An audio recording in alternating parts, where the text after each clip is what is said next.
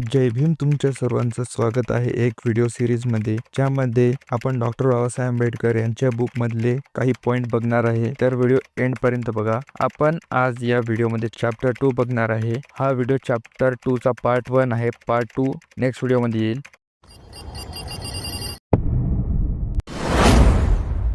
भारतातील सामाजिक सुधारणांचा मार्ग स्वर्गाच्या मार्गाप्रमाणे सर्वतोपरी अनेक अडचणींनी वेधला आहे. भारतात सामाजिक सुधारणेला मित्रथोडे व टिळागार पार आहेत. हे टिळागार दोन स्वतंत्र वर्गात मोडतात. एक वर्गात राजकीय सुधारकांचा अंतर्भाव होतो तर दुसऱ्यात समाज सुधारकांचा. एक वेळेस असे मानले जात होते की सामाजिक कार्यक्षमतेशिवाय इतर कार्यक्षेत्रामध्ये कोणतीही कार्यांची प्रगती शक्य नाही. दुष्ट चालरीतींनी नैतिक हानी घडवून आणल्यामुळे हिंदू समाज हा कार्यक्षम बनला आहे व हे दोष नष्ट करण्यासाठी अधिक प्रयत्न केले पाहिजेत. ही वस्तुस्थिती मान्य झाल्यामुळे जेव्हा राष्ट्रीय काँग्रेसचा जन्म झाला तेव्हा त्याच वेळी त्याबरोबरच सामाजिक परदेशी देखील स्थापना झाली. काँग्रेसचा देशातील राजकीय संघटनातील कमकुवत दुवे स्पष्ट करण्याशी संबंध होता, तर सामाजिक परिषद हिंदू समाजाच्या सामाजिक संघटनातील कमकुवत दुवे दूर करण्यात गुंतलेली होते. काही काळ काँग्रेसने व परिषदने एका सामायिक कार्याचे दोन भाग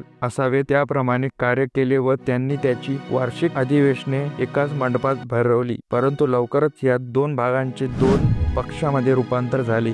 एक राजकीय सुधारणावादी पक्ष आणि दुसरा सामाजिक सुधारणावादी पक्ष. त्यांच्यामध्ये भयानक विरोध उफाळून आला. राजकीय सुधारणावादी पक्षाने राष्ट्रीय काँग्रेसला पाठिंबा दिला व सामाजिक सुधारणावादी पक्षाने सामाजिक परिषदला पाठिंबा दिला.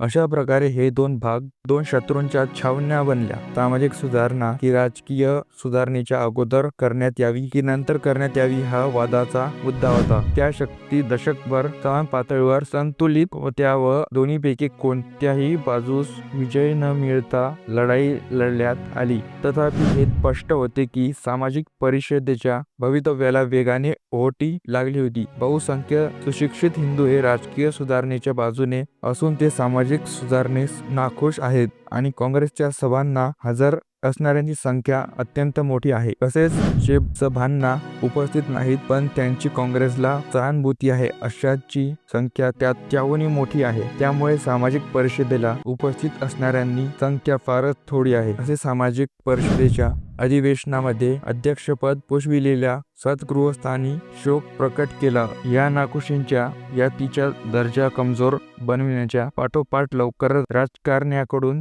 प्रत्यक्ष शत्रुत्व सुरू झाले. दिवंगत श्री टिळक यांच्या नेतृत्वाखाली ज्या सौजन्याने काँग्रेसने परिषदेला तिच्या मंडप वापरण्यास मुभा दिली होती ते सौजन्य संपुष्टात आले आणि सामाजिक परिषदेने तेव्हा तिच्या स्वतःच्या मंडप उभारण्याचे ठरवले. तिच्या विरोधकांनी तो मंडपच जाळून टाकण्याची धमकी दिली. या थरापर्यंत शत्रुत्वाची भावना पोहोचली. अशा प्रकारे कालांतराने राजकीय सुधारणेच्या बाजूला असलेल्या पक्षांचा विजय झाला आणि सामाजिक परिषदेचा अस्त होऊन तिचा विसर पडला. अलाहाबाद येथील 1892 मध्ये काँग्रेसच्या 8व्या अधिवेशनाचे अध्यक्ष म्हणून श्री W.C. बॅनर्जी यांनी जे भाषण दिले ते भाषण जणू काही सामाजिक परिषदेच्या मृत्यूप्रसंगी दिलेल्या अंत्यसंस्काराचे भाषण वाटले. ते काँग्रेसच्या दृष्टिकोनाचे इतके वैशिष्ट्यपूर्ण चित्रण आहे की त्यातील पुढील भाग मी उद्धृत करू इच्छितो. श्री बॅनर्जी म्हणाले, आपण आपले सामाजिक सुधारल्याशिवाय राजकीय सुधारणेसाठी पात्र ठरणार नाही. असे जे म्हणतात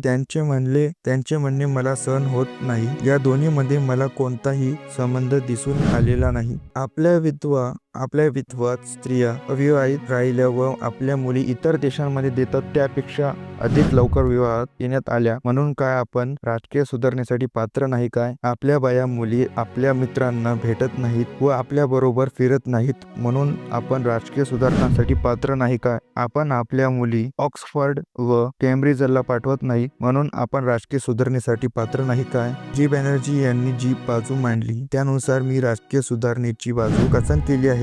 काँग्रेसला विजय मिळाल्याबद्दल अनेक जणांना आनंद वाटला होता, परंतु सामाजिक सुधारणेच्या महत्त्वावर ज्यांचा विश्वास आहे ते श्री बॅनर्जी सारख्या युक्तिवाद अंतिम आहे काय असे विचारल्याशिवाय राहणार नाहीत. ज्यांचे म्हणणे योग्य होते त्यांना विजय मिळाला असे त्यातून सिद्ध होते काय? यातून सामाजिक सुधारणेचा राजकीय सुधारणेशी कसलाही संबंध नाही असे निर्णायकपणे सिद्ध होते काय? मी जर या प्रकरणाची दुसरी बाजू मांडली तर ही बाब समजण्यास आपणास मदत होईल. माझ्या कथनासाठी अस्पृश्यांना देण्यात येणाऱ्या वागणुकीकडे मी आपले लक्ष वेधू इच्छितो.